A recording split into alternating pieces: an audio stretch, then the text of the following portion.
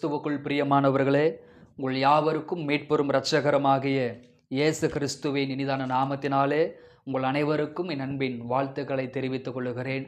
அருமையான இந்த காலை பொழுதிலே மீண்டும் ஒரு விசை சமயத்திற்கேற்ற வார்த்தை என்கிற இந்த நிகழ்ச்சியின் மூலமாக கர்த்தருடைய வார்த்தைகளை பகிர்ந்து கொள்வதில் மிகுந்த சந்தோஷப்படுகிறேன். ஆண்டவர் நமக்கு உதவி செய்வாராக. அருமையான இந்த காலை பொழுதிலும் உங்களுக்காக ஒரு வேத வசனத்தை வாசித்து உங்களுக்காக நான் ஜெபிக்க விரும்புகிறேன். யோபுவின் புஸ்தகம் 4ஆம் அதிகாரம் 4வது வசனத்தை வாசிப்போம்.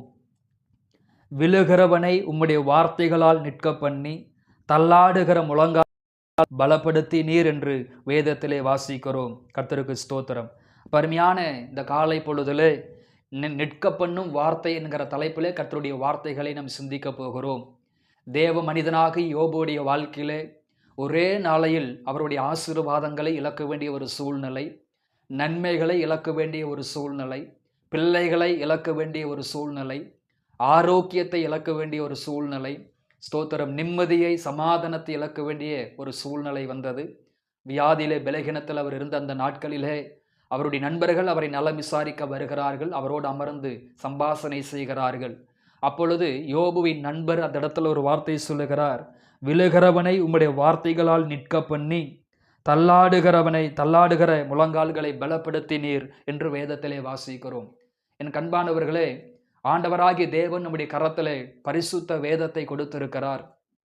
அவருடைய வார்த்தைகளை எழுதி கரத்திலே பைபிளை நம்ம கையில் ஆண்டவர் கொடுத்திருக்கிறார். இந்த வார்த்தைகள் மிகவும் வல்லமை உள்ளது. இந்த வார்த்தைகள் மிகவும் ஜீவன் உள்ளது. அது ஆவியும் ஜீவனமாய் இருக்கிறது. இருபுற கருக்குள்ள பட்டயமாய் இருக்கிறது. ஸ்தோத்திரம். அற்புத அடையாளங்களினாலே வசனத்தை உறுதிப்படுத்தினார் என்று வேதத்திலே வாசிக்கிறோம். அருமையான இந்த காலை பொழுதிலே நம் கையிலே வைத்திருக்கிற இந்த பரிசுத்த வேத வார்த்தைகள் எல்லாம் நம்மை நிற்க பண்ணுகிற வார்த்தைகளாய் இருக்கிறது. சில நேரங்களிலே பாவத்திலே விழுந்து விடுகிறோம். சில நேரங்களிலே அவிசுவாசத்திலே விழுந்து விடுகிறோம். பலகீனத்தில் விழுந்து விடுகிறோம். ஸ்தோத்திரம். பொருளாதாரத்திலே விழுந்து விடுகிறோம். உலக வாழ்க்கையிலே விழுந்து விடுகிறோம். குடும்ப வாழ்க்கையிலே விழுந்து விடுகிறோம். சில நேரங்களிலே ஊழியத்திலே நாம் விழுந்து விடுகிறோம். சில நேரங்களிலே மனிதர்களுக்கு முன்பதாக நாம் விழுந்து விடுகிறோம். அப்போ இந்த உலகத்திலே ஒரு மனிதன் விழுந்து போவது உலக பிரகாரமாகவும் ஆவிக்குரிய பிரகாரமாகவும் ஒரு மனிதன் விழுவது இயற்கையாக இருக்கிறது. விழுந்தாலும் அவன் எழுந்திருப்பான். ஸ்தோத்திர. நீதிமான் விழுந்தாலும் எழுந்திருப்பான் என்று வேதத்திலே வாசிக்கிறோம். ஆனால் இந்த பரிசுத்த வேத வார்த்தைகள் எல்லாம் விழுகிறவனை நிற்க பண்ணுகிற வார்த்தைகளாய் இருக்கிறது. உங்கள் கையில் இருக்கிற இந்த பைபிள், உங்கள் கையில் இருக்கிற இந்த வேத எழுத்துக்கள், இந்த வேத வார்த்தைகள் விழுகிறவனை நிற்க பண்ணுகிற வார்த்தையாய் இருக்கிறது. கர்த்தருக்கு ஸ்தோத்திரம். அருமையான இந்த காலை பொழுதிலே நிற்க பண்ணுகிற வார்த்தை என்கிற தலைப்பில் நாம் சிந்திக்க போகிறோம். அப்போ இந்த வேத எழுத்துக்கள், இந்த வேதம், இந்த வார்த்தைகள் நம்முடைய வாழ்க்கையில் என்ன செய்யும் அப்படின்னு பார்க்கும் பொழுது யோபுவின் புஸ்தகம் 4ஆம் அதிகாரம் 4வது வாக்கியம் சொல்லுகிறது, விழுகிறவனை அது நிற்க பண்ணுகிற வார்த்தையாய் இருக்கிறது. அருமையான இந்த காலை பொழுதிலே ஒருவேளை இந்த வார்த்தைகளை கேட்டுக்கொண்டிருக்கிற, இந்த சத்தியத்தை கேட்டுக்கொண்டிருக்கிற உங்களுடைய வாழ்க்கையிலே மறைமுகமாகவோ நேரடியாகவோ ஏதாவது ஒரு காரியத்திலே நீங்கள் வீழ்ந்திருக்கலாம். பாவத்திலேயோ, ரகசிய பாவத்திலேயோ, மீறுதலின் பாவத்திலேயோ, அல்லது துணிகரமான ஒரு பாவத்திலேயோ நீங்கள் விழுந்திருக்கலாம். மாமிஷிகத்தில் விழுந்திருக்கலாம்.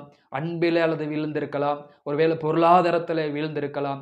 வருமானத்தில் விழுந்திருக்கலாம். குடும்ப வாழ்க்கையில் விழுந்திருக்கலாம். ஒருவேளை ஊழியத்தில் விழுந்திருக்கலாம். நீங்கள் எந்த காரியத்தில் எந்த பகுதிகளிலே நீங்கள் விழுந்திருந்தாலும் இன்றைக்கு இந்த வார்த்தையானது, இந்த பைபிள் இருக்கிற வார்த்தைகளானது விழுந்த இடத்திலிருந்து உங்களை தூக்கி நிற்க பண்ணுகிற வார்த்தையாய் இருக்கிறது. வெளிப்படுத்தின விசேஷத்தில் வாசிக்கிறோம், இன்ன நிலைமையிலிருந்து விழுந்தாய் என்பதை அறிந்து நீ எழும்ப வேண்டும் என்று ஆண்டவர் சொல்லுகிறார்.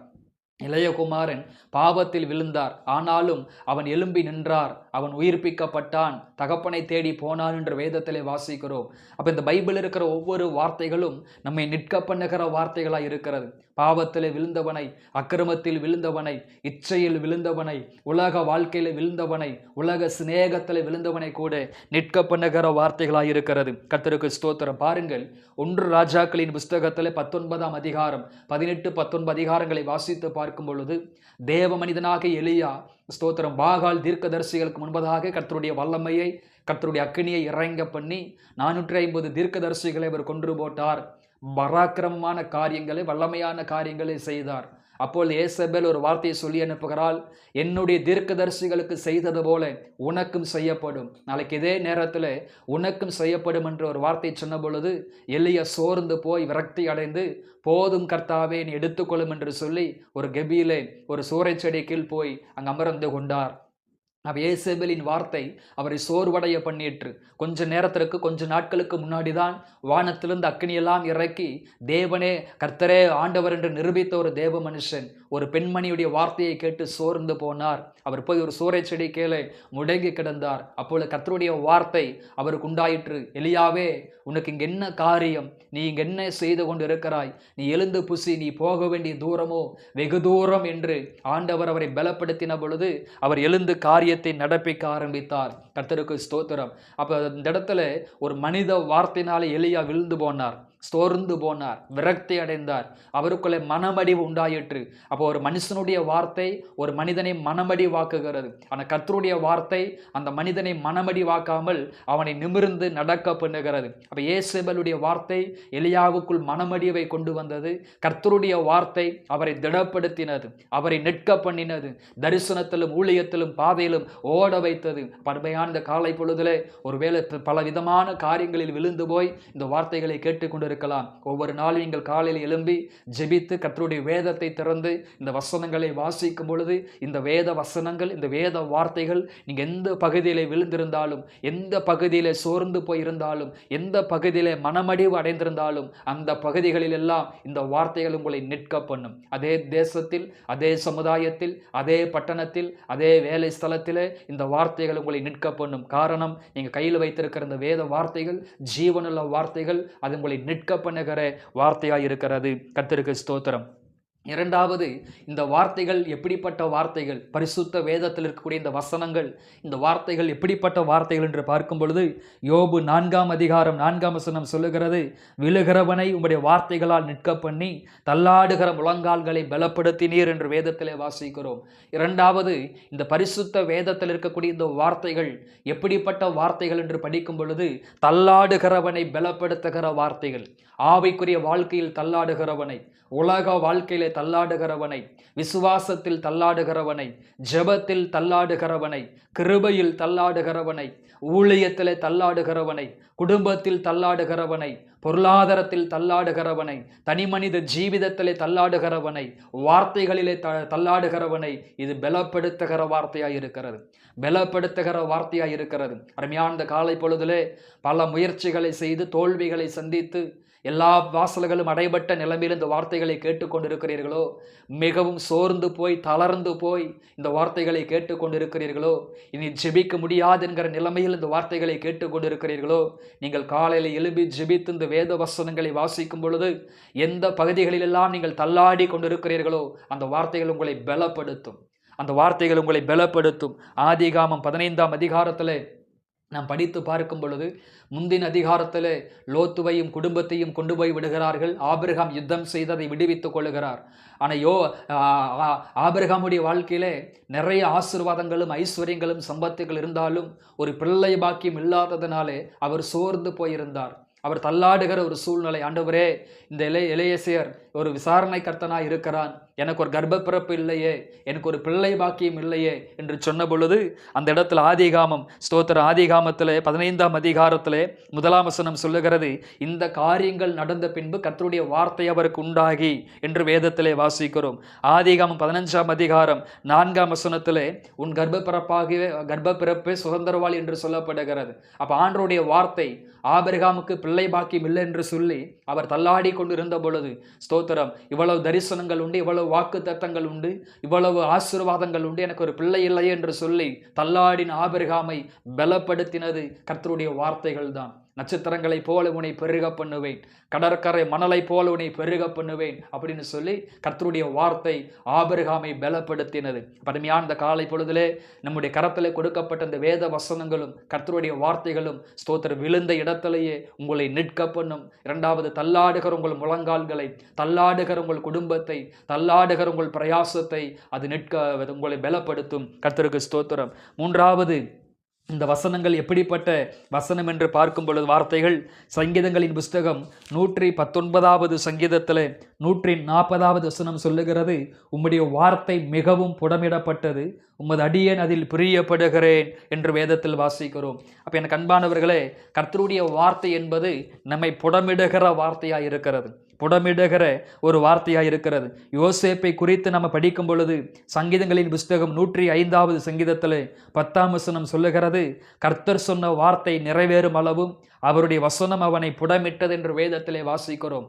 சில நேரங்களிலே இந்த வேத வசனங்கள், இந்த வாக்குத்தத்த வார்த்தைகள், இந்த ஜீவனுள்ள வார்த்தைகள் உங்களை புடமிடுகிறது, உங்கள் குடும்பத்தை புடமிடுகிறது, உங்கள் ஜீவிதத்தை புடமிடுகிறது. அதாவது கர்த்தர் உங்களுக்கு சொன்ன வாக்கு தத்தங்கள் நிறைவேற வேண்டுமானால், கர்த்தர் சொன்ன தீர்க்க தரிசனங்கள் உங்கள் வாழ்க்கையில நிறைவேற வேண்டுமானால் இந்த வேத வசனங்கள் எல்லாம் உங்களை புடமிடும். அப்ப இந்த வேத வசனம் எப்படிப்பட்டது?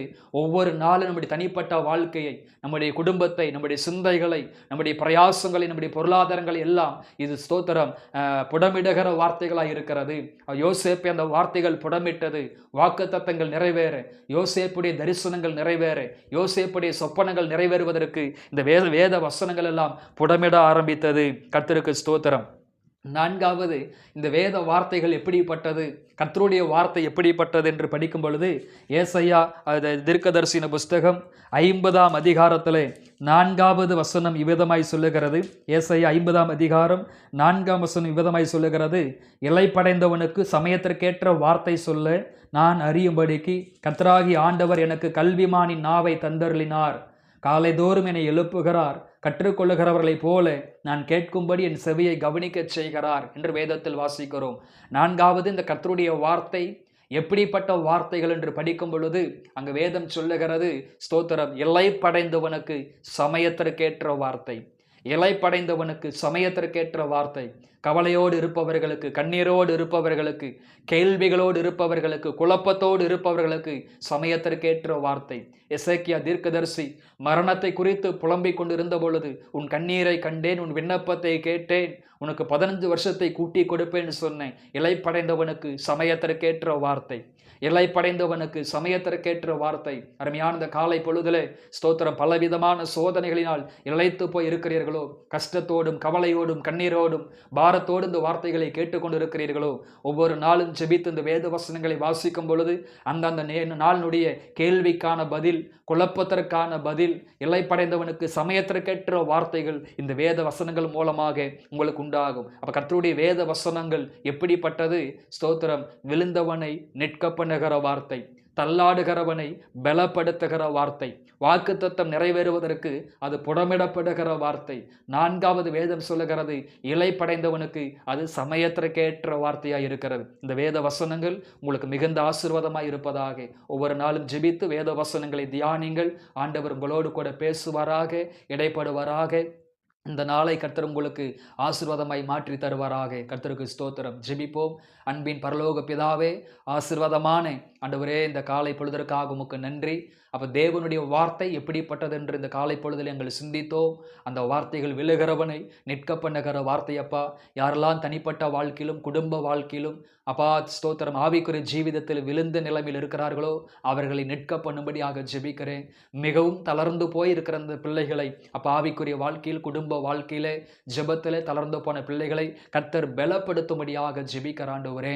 அப்போ ஸ்தோத்திரம். மூன்றாவதாக, இவர்களுக்கு கொடுக்கப்பட்ட வாக்கு தத்தங்களும் தீர்க்க தரிசனங்கள் நிறைவேறுவதற்கு இந்த பிள்ளைகள் இந்த வேத வசனங்கள் புடமிடப்படுகிற வார்த்தைகளாக இருக்கும்படி ஜெபிக்கிறேன். எல்லைப்படைந்த பிள்ளைகளுக்கு சமயத்திற்கேற்ற வார்த்தை, கேள்விகளுக்கான பதில், குழப்பங்களுக்கு உண்டான பதில் கிடைக்கட்டும் அப்பா.